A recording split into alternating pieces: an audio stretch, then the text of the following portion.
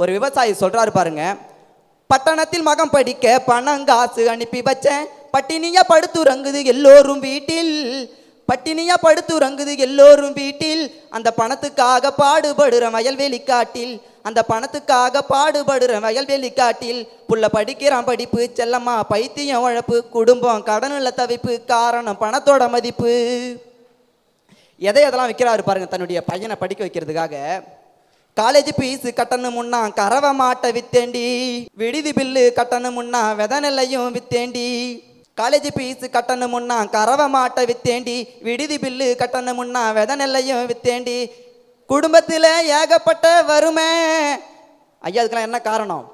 காரணம் பணம் இல்லாத கொடுமை. புள்ள படிக்கிறான் படிப்பு செல்லம்மா பைத்தியம் உழப்பு, குடும்பம் கடனில் தவிப்பு, காரணம் பணத்தோட மதிப்பு. ஐயா அதனால தான் ஐயா சொல்கிறேன் பொருளாதாரம் ரொம்ப முக்கியம் அப்படின்னு.